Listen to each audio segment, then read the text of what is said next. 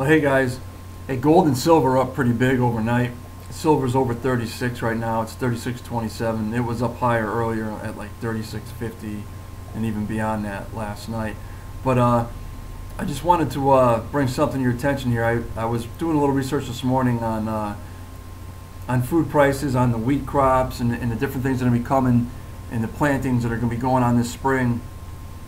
And there's a couple things that, I mean, it looks like a perfect storm for high food prices on the way.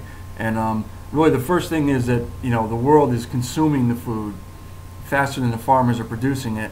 And obviously a lot of the weather-related incidents in Australia, drought in China,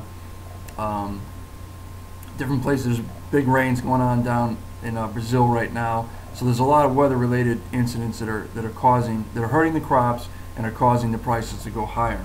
Well, the Russia, we already know, that has an export ban on their grain, and they're already expected to plant fewer crops this year in Russia because the ban is actually limiting the income of the farmers, and they're not going to risk planting crops and not make any money.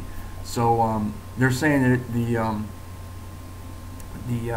the plantings in Russia are going to drop 2.3%. So that's just going to add to the tight supply that's in the market right now for food. And the U.S. is claiming that inventories worldwide are already down. Food inventories, global grain inventories, are already down 13%.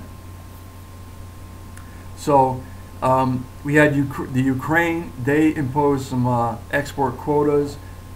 India imposed quotas, or they banned shipments of lentils and onions and edible oils out of their country. China and Japan have started selling from their state stockpiles, their food supplies. So the food crisis around the world is really probably just beginning. The corn here in America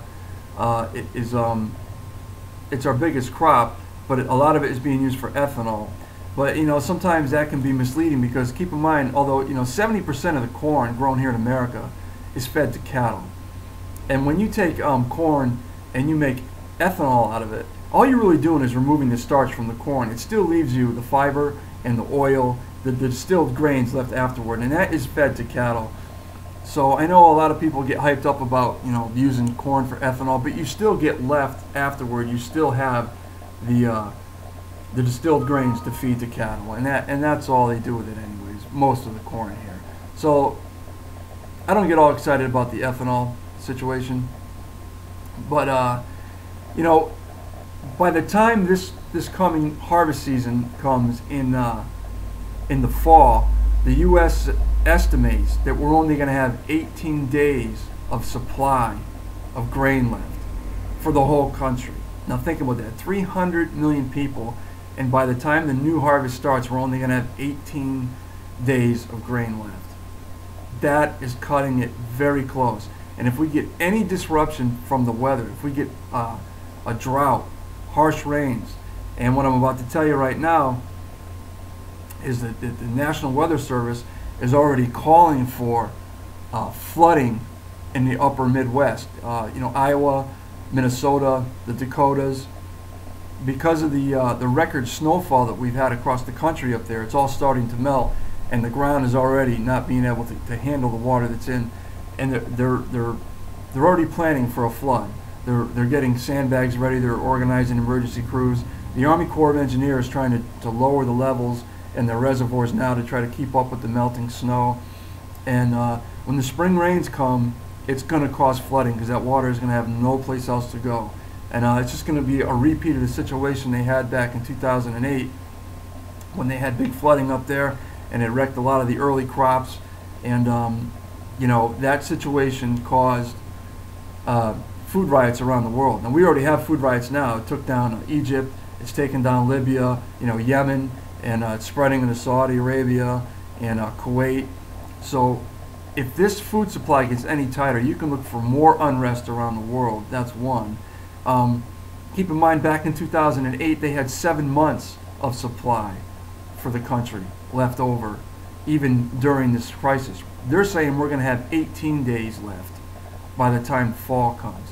So if we get any burps in the weather, any disruption, it's going to cause huge problems around the world. And here's the other thing. Oil prices are at, $105 a barrel or close to it right now. That adds to fertilizer costs, that adds to farming costs. All that is going to be priced in. It just is a recipe for disaster. Food prices are going to go up. It seems like everything's coming unglued at one time, and so I think we can just expect that we're going to get heavy rains, and it's going to be the worst it can possibly be. I think if we plan that way, we won't be disappointed later. So I would just advise, if you can afford it, buy extra food now, beat the high prices that are going to be coming later. If you can plant food for yourselves this summer, plant it. If you can buy food in bulk, buy it. Anything you can do now will beat the high prices that are going to be coming, and it'll give you a little food security for yourself and for your family. So, take care of yourself, plan ahead. With all the information available to us via the internet and different news sources, we don't have any excuse for not preparing for this now. So that's my opinion, guys. And I'll put the links to the articles in the comment section below, and leave a comment if you have one. Take care.